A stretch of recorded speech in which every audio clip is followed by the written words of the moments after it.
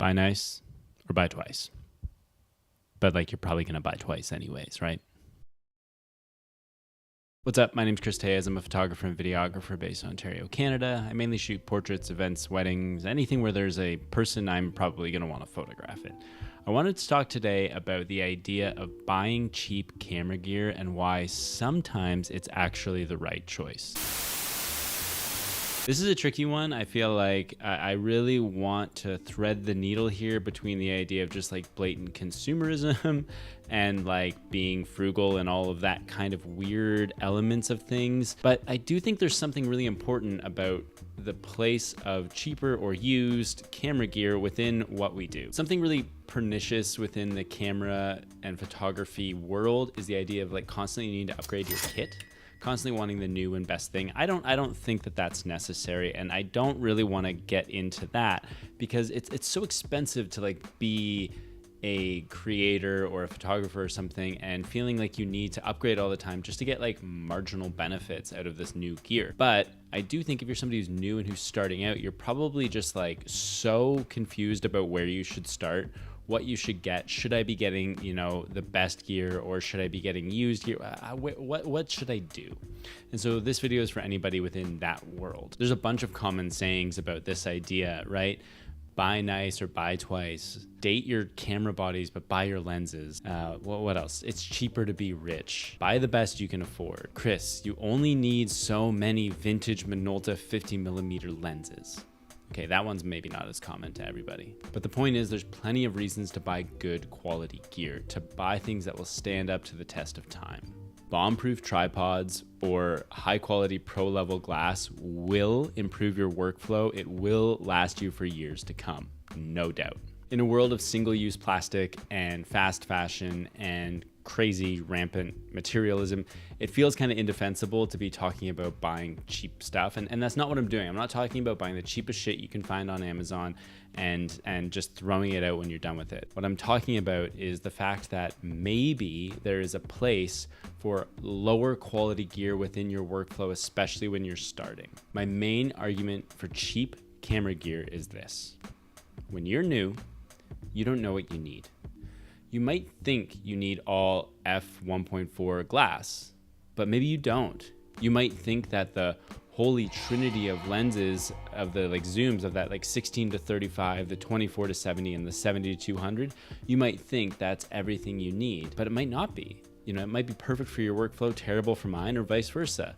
And until you've spent enough time doing the actual act of photography and figuring out what you want to shoot, buying really expensive gear for certain niches or genres or whatever is just going to be a very expensive endeavor that's maybe not going to get you where you think it's going to get you. You might end up with a lot of expensive gear that you have no use for, that sits on a shelf.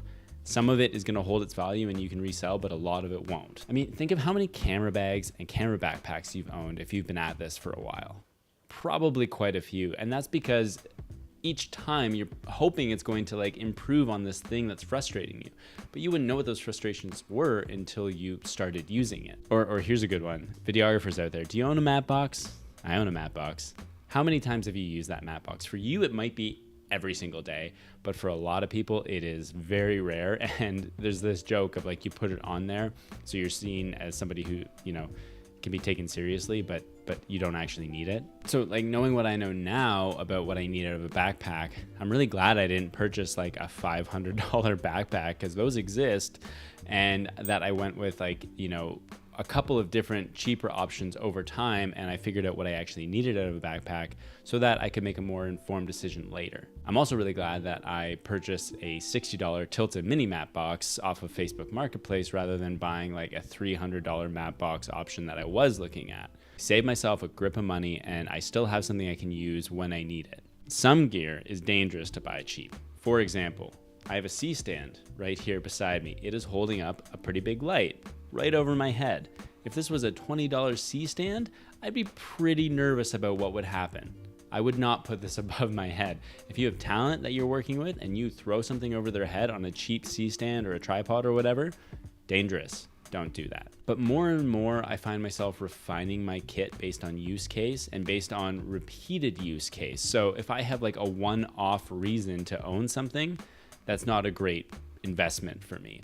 I feel so much more confident in purchasing things now, knowing what I do day to day and week to week. And as seasons change and I start to pick up new things in my photography career, I will probably augment that kit. However, I would say that like the core staples now, I know, okay, I definitely want these types of lenses, this type of camera.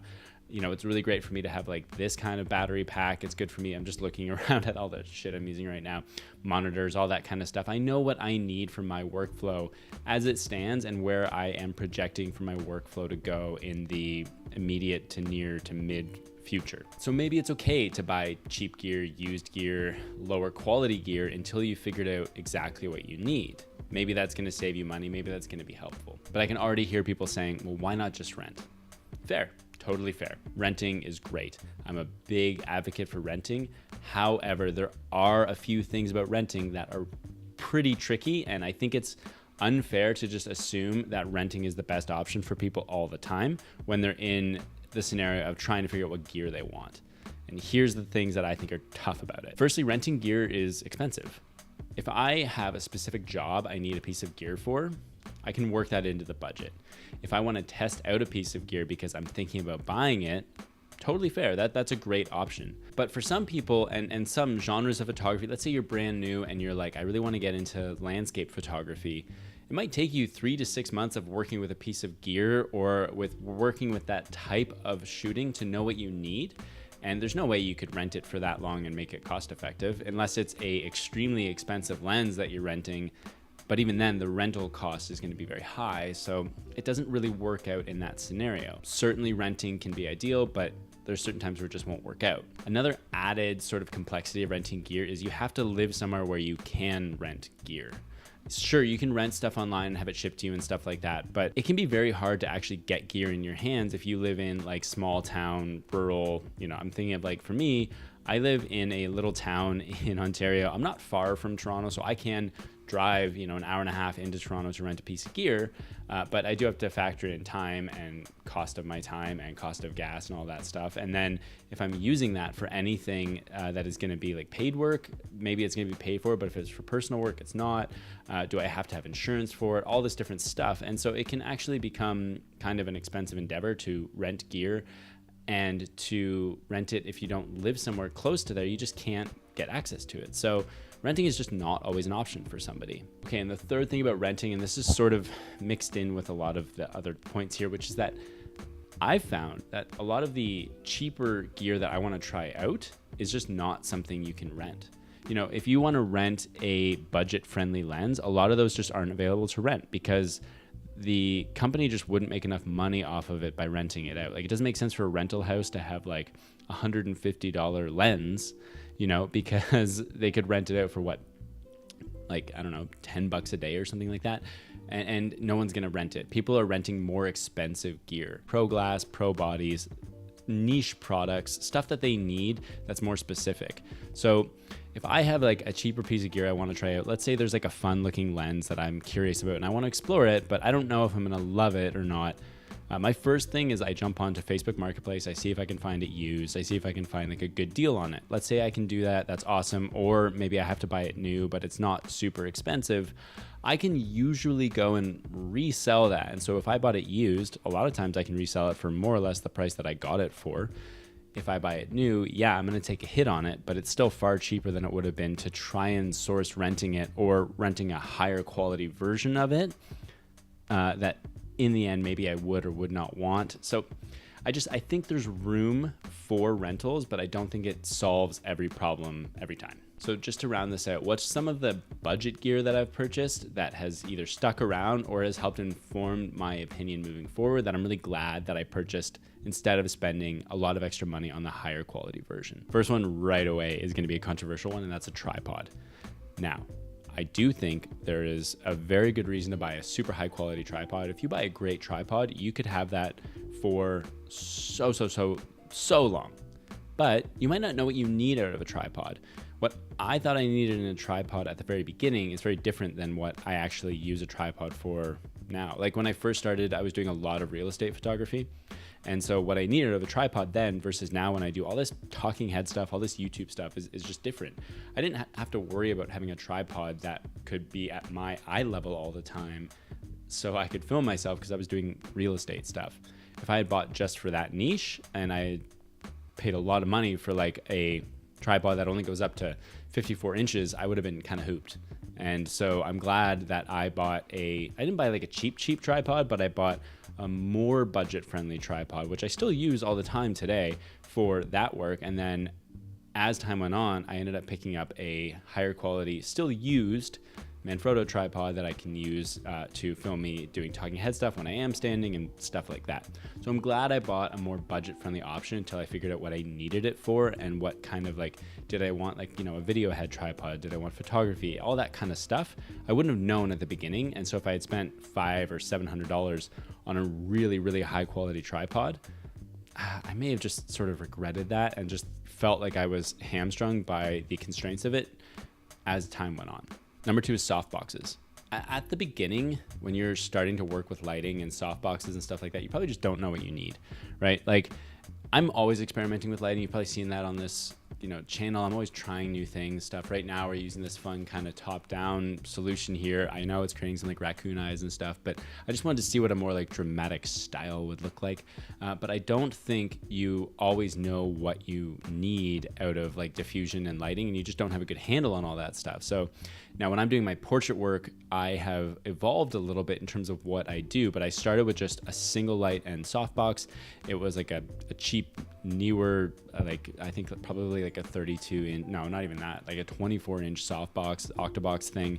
And it was cheap and it worked and it got me some nice portraits and it got me more comfortable. Now I've slowly evolved and upgraded to get into, using different types of lighting and stuff like that. Speaking of lighting, I do get it. This is dark and dramatic and heavy and not my normal thing, but I thought it'd be fun to try something different. Maybe I should throw some fill underneath here to kind of bring up these shadows and stuff, but whatever, it's fun, and I think this will be a fun thing to grade, so we'll see. Number 3, and I alluded to this before, is backpacks. Like, man, camera backpacks suck. All of them suck. I know there's great ones, and even they suck. I don't know. I have a love-hate relationship with them. They're very helpful for certain things, but like choosing between having like a hard shell, like the like Pro Tactic ones from Low Pro, or do you want to have like a roll top ones like the Wandered, or do you want to have like the Peter McKinnon cool one, or do you want to have like the Peak Design?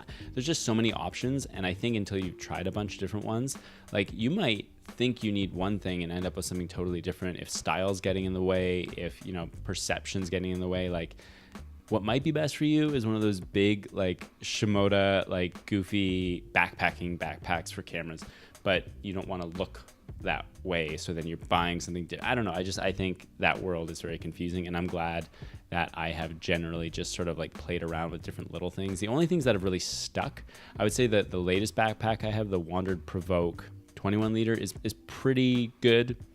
I'm pretty happy with it. I think for most things, I do feel like I wish the camera cube was a bit bigger. I probably should have gone for a larger one, but it works for most of the things I do most of the time. And then the Peak Design Sling, the 10 liter is good. I don't love the form factor. The ergonomics I think are not 100%, but it's like the perfect size for most of what I do. And so I'm glad I spent the money on that when I did. Last thing I'm glad that I saved money on is a camera monitor. Camera monitors, I think, can be, you can spend a ton of money on those. The question that I kept asking myself was like, do I want to be able to do external recording? And when I bought the one that I did, which is the OC T5 Plus, I'm using it right now, I felt pretty confident that I didn't want to do any external recording. If I wanted to do external recording, I would have to jump up to like spending, $500, $600, $700. Also, all the prices I'm talking about right now are like Canadian, so maybe it's like half that for you where you live, or 5 times, I don't know. Anyways, I am glad that I bought the one I did because it does everything I need to for now. However, I would like to start getting into doing external recording. So if I had bought like one of the more expensive monitors in the beginning that didn't do external recording because I thought I would never use it, I would have spent $300 or $400 on just like a really good quality field monitor that didn't have external recording. And then now I would have to think about, okay, I want to buy something with external recording. I've already spent like $400 or $500 on this external monitor. I want to buy another one, and that one's also going to be $500-$700. So I spent like $1,200-$1,300 maybe on 2 different monitors, as opposed to now I spent $100 on this monitor. It's doing everything I've needed to do up to now, and I know that moving forward, if I invest in a monitor, I want one with external recording. I want one with some of the other bells and whistles, and I'll feel more confident in spending that money. So I hope that makes sense. I'm wondering what you like to use, what you think is a good quality purchase for you when it comes to like that balance of quality gear, cheap gear, price, usability, all that kind of stuff. What's some stuff that you've bought that you're really glad you didn't spend a ton of extra money on because you didn't use it? That kind of stuff. Let me know in the comments. Thank you so much to everyone who's been following along. I've been getting a lot of really kind, generous comments, as well as some very, critical, some very constructive criticism, some kind of janky and shitty. And that's how this works. And I appreciate all of it because frankly, like, I didn't put myself out here for no reason. So thank you for following along. Anyone who's new to this channel, I don't know how to express how cool it is to see people resonating with what I'm doing. And I know that there's a long way for this to go. I want to be able to put more time and effort into this. So the more people that jump on board and help me out with that, the better. And thank you. And I appreciate you. So, yeah, y'all real ones. Thanks. Peace.